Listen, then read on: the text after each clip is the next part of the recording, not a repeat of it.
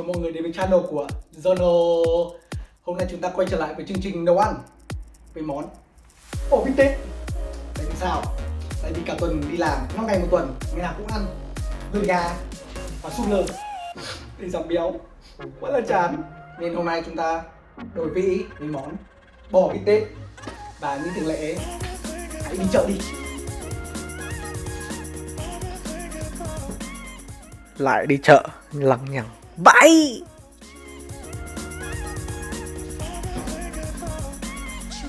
Ok, bây giờ mình đã đi chợ về. Mình có hai miếng thịt giống hệt nhau ở đây. Hôm nay mình sẽ làm bít tết hai kiểu, một kiểu là chiên truyền thống và một kiểu sẽ là nấu chân không. Cũng chỉ để xem là cái nào ngon hơn. Ok, let's do it. Nguyên liệu gồm có nấm bào ngư, sau đó là nấm mỡ, tiếp theo là nấm hương và cuối cùng là nấm đùi gà.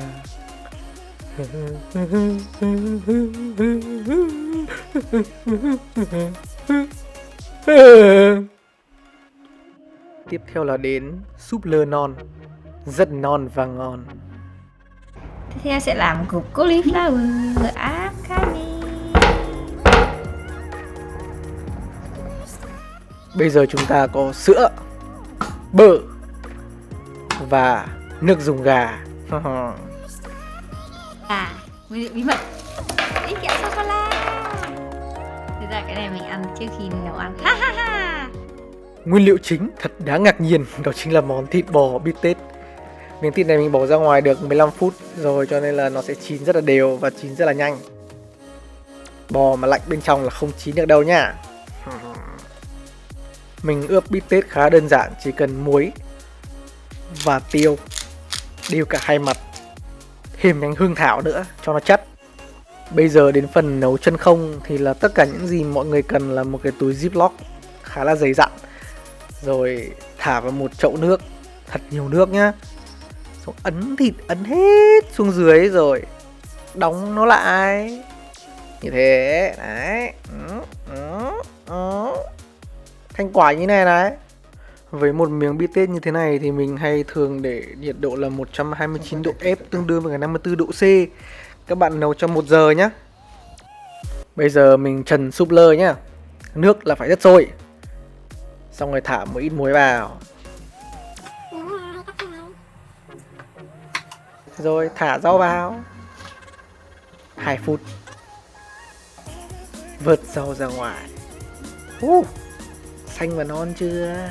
Giờ mình lại bắc thêm một nồi nước sôi nữa, lại thả muối vào tiếp. Bây giờ là cắt củ súp lơ màu trắng, không phải xanh mà là trắng. Cho vào đun 10 phút. Giờ đến phần chuẩn bị nấm. Thực ra mọi người muốn ăn nấm nào cũng được, nấm nào cho vào nước sốt cũng ngon hết. Ok, bắc chảo lên em ơi. Bây giờ cho một ít giò ăn vào, đun nó lên. Xong quên bố nó băm hành và băm tỏi. Đấy, cho tỏi vô. Giờ cho hành vô luôn. Đảo đến khi nào thơm. Rồi cho nấm vô. Wow, thơm đi. Đấy, cho hạt tiêu vào. Rồi, đảo mạnh tay lên, mạnh tay nữa lên. Nếu ai có cỏ xạ hương thì cho một ít vào, mà không có thì cũng không sao. Bây giờ ta đổ 300ml nước dùng gà vào. Độ như thế này nó mới đúng. Thấy chưa? Còn đổi cái này là sai nhá, rút kinh nghiệm nhá. Đấy. Và bây giờ đến lúc làm món súp lơ nhuyễn, hay còn gọi là cauliflower puree, thì mọi người cứ cho súp lơ vào trong một cái máy xay.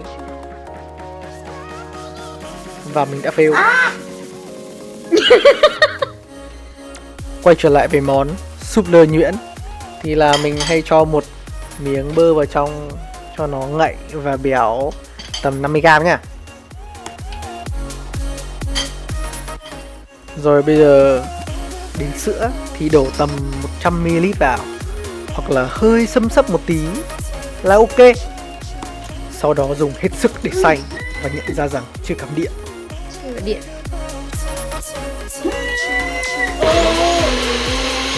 Và đây là thành quả của mình. Mịn chưa?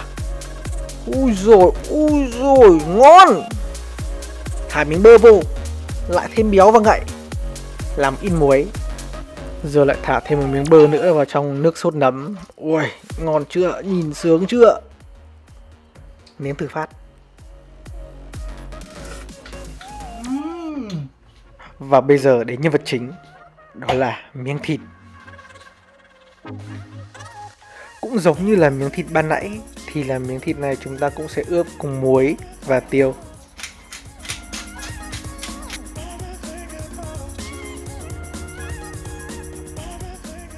Đừng quên ướp cả hai mặt nha. Sau khi ướp xong thì lại nồi lửa lên em. Đề nghị chảo phải thật nóng nhá. Xong mới cho dầu ăn vào.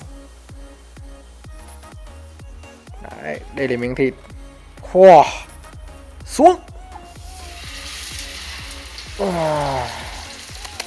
Mỗi mặt 2 phút nha. Đấy, thấy chưa? Ui xồi ôi. Bây giờ thả 2 miếng bơ vào, rồi cho thêm một cái hương thảo vào nữa. Tiếp đó là cháy nhà. Bây giờ các bạn cứ xối mỡ liên tiếp cho mình được 2 phút thì bỏ ra ngoài. Thịt sẽ là thịt tái là rare. Còn ai mà thích ăn medium rare tái chín thì là hãy làm tầm 3 đến 3 phút rưỡi nhá.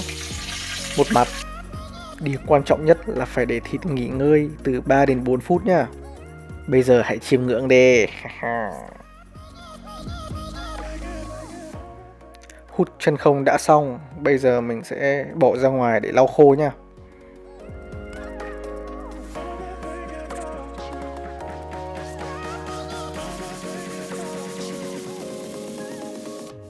Bây giờ làm khô thịt thì hãy cứ vỗ mạnh vào. Như này này.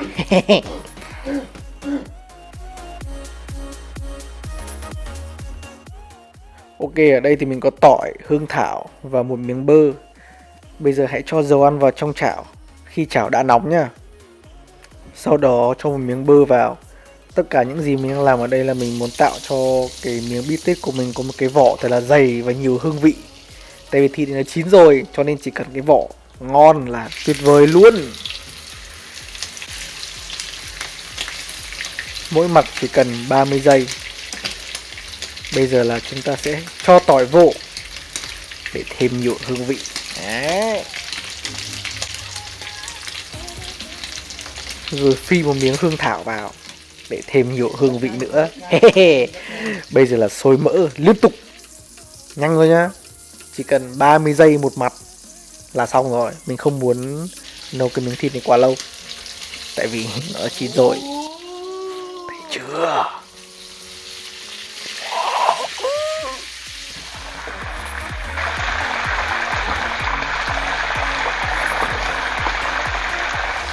Bây giờ mình sẽ để miếng thịt này bên cạnh miếng thịt đầu tiên để các bạn so sánh.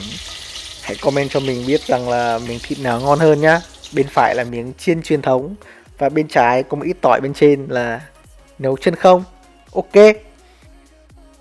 Bây giờ đến phần nhạt nhẽo, đó là phần làm rau. Các bạn còn nhớ mà thôi, rau mà, bỏ qua cũng được. Ok, đây là miếng chiên truyền thống và đây là miếng nấu chân không.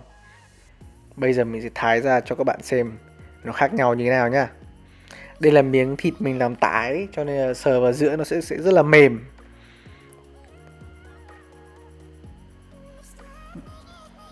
Đấy, thấy chưa? Tái rụm luôn. Còn đây sẽ là miếng nấu chân không. Mình để chế độ làm medium rare cho nên là nó sẽ ra như thế này. Các bạn có thể nhìn thấy thớ luôn. Đẹp chưa?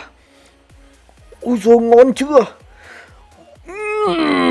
Bây giờ mình sẽ bày ra đĩa. Đầu tiên là mình cho một ít súp lơ nhuyễn vào này. Sau đó là mình bày thịt lên trên. Miếng thịt này hơi to cho nên là sẽ có một đống thịt ngổn ngang luôn. Bây giờ cho tí ít rau vào. Wow.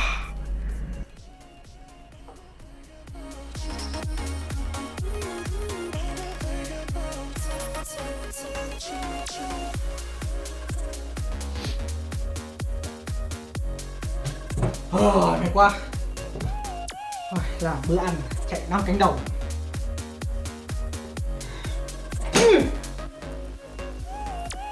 Vậy là chúng ta có đây là nấu chân không và đây là chiên truyền thống. Vì là mình muốn biết xem là cái gì gọi là cái nào ngon hơn. Thử nhá. Thôi, ăn thử thịt trước xem ngon không nhé.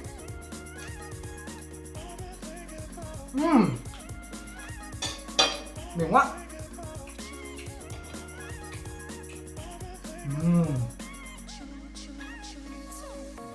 Thơm á. Vị rosemary quá thơm luôn. Thịt này mình làm nó hơi gọi là gì, hơi sống một tí ấy, nó gọi là re. Rất là mềm. Không một tí máu, không có một tí gì hết. Ăn mà ăn quen re rất là ngon.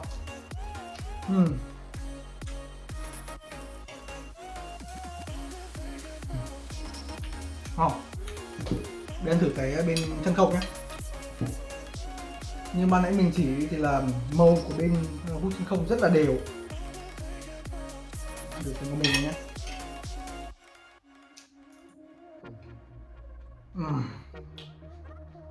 Trời ơi mềm quá.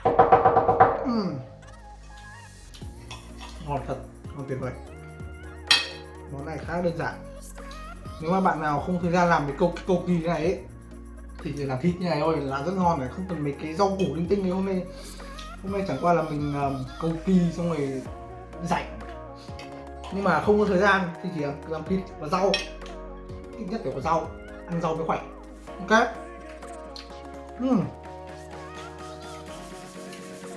Ngon.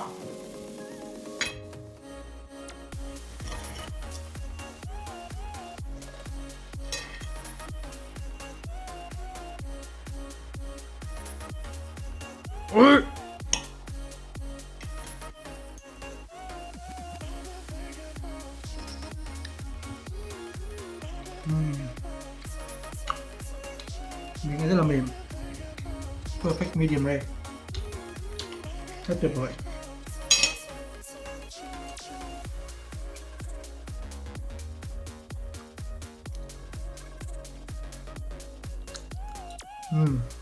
Xong này, bên này là miếng mình làm hơi rare hơn một chút, nhưng mọi người thấy thịt này là hơi rare hơn kia một tí. Mình cắt nhỏ nhỏ xong rồi chồng với nhau này ăn cho nó sớm mồm. Xong rồi mình nấm vào cho nó lại tuyệt vời.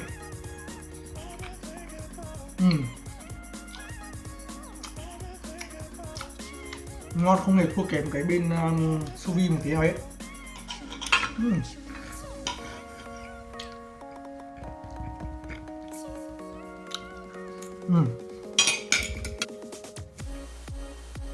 Đó. Bây giờ phải ăn nhanh không phải nguội hết, không hỏng hết. Vậy nên người chiến thắng hôm nay là bò sous vide. Tại vì sao? Tại vì mình thích cái texture của thịt bò bên này hơn. Bên này tuy là chiên như bình thường nhưng mà không hề thua kém bên sous vide một chút nào hết. Chỉ là mình thích cái texture bên này hơn một chút thôi. Với cả bên này tiết kiệm thời gian hơn. Tại vì mình vứt trong lò, nhỏ về lò, mình vứt vào trong cái bịch nước nóng xong rồi nó tự nấu. Còn bây giờ mình phải rán, phải chiên, mỡ bắn vào đau vãi đái ấy. Nhưng mà mùi chung cực kỳ ngon, rất là ngon, cực kỳ mềm. Nhưng mình vẫn thích bên này hơn. Còn bây giờ ăn cái đã. Ok, thì đã xong. Công thức này khá đơn giản cho những người nào mà muốn kiểu bất ngờ bạn gái, hoặc là đơn giản chỉ là sau một tuần làm việc vất vả thì là muốn tự thưởng cho bản thân một cái gì đấy, giống như mình ngày hôm nay. Anyway, nếu bạn thích video này thì hãy like and subscribe và hãy ấn nút chuông ở đây nhé, thì mình làm nhiều video hay hơn thế này nữa. Ok, this is John signing off.